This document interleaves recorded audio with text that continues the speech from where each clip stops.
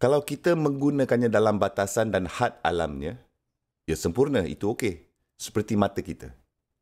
Kita menggunakan mata kita untuk melihat apa yang ada dekat dan di sekeliling kita, kan? Di siang hari yang terang, betul tak?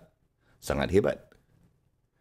Okey, sekarang cuba faham. Sekiranya seseorang cuba menggunakan matanya untuk melihat dalam serba kegelapan, apa akan berlaku? Dia akan memperbodohkan dirinya sendiri.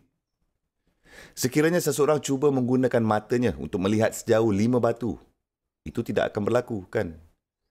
Semestinya deria kita ada had-had dan batasan-batasan.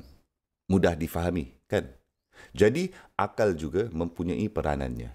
Ia mempunyai tempat ia boleh beroperasi yang terhad. Dan jika anda menggunakannya di dalam tempat itu, dan ya, dari itu anda akan dapat pergi meneroka sampai ke bulan dan kembali balik selamat. Masya Allah, tabarakallah.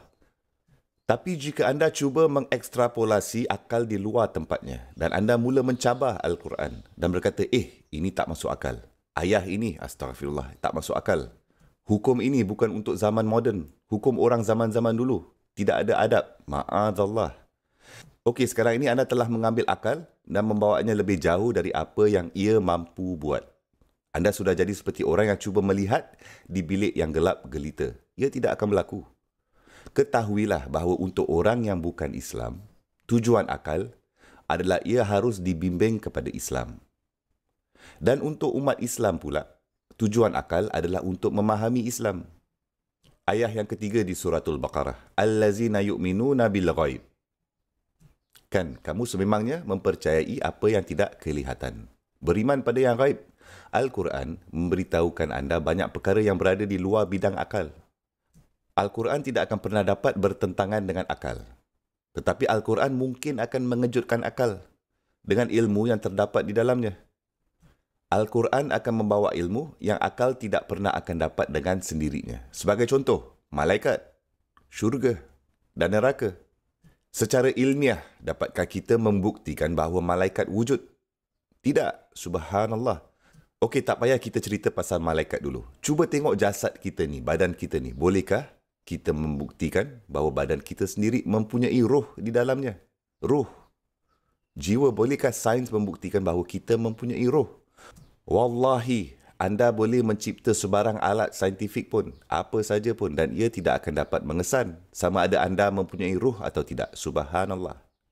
Jika kita tak dapat mengesan roh kita, adakah kita akan menggunakan sains untuk memperolehi segala jawapan dari sekeliling kita? Tidak. Sains mempunyai peranannya. Simpan je sains dalam peranannya. Jangan mengambilnya melebihi daripada peranannya. Dan kami menyimpulkan dengan menyatakan bahawa Allah Subhanahu Wa Taala telah menghadiahkan kita dan menciptakan akal untuk kita. Dan Dia Subhanahu Wa Taala juga telah mewahyukan kitab suci kita. Dan kedua-duanya dimaksudkan untuk digunakan secara harmoni. Kedua-duanya dimaksudkan untuk digunakan bersama sebagai satu kerjasama yang harmoni. Dan apabila kita menggunakan akal kita untuk mempercayai Al-Quran dan untuk memahami Al-Quran, maka kita telah menggunakannya secara harmoni. Dan kita akan mencapai kemuncak kemanusiaan kita. Tapi kalau kita cuba berusaha mendapatkan pertembungan untuk menimbulkan percanggahan, maka kita akan kehilangan akal kita.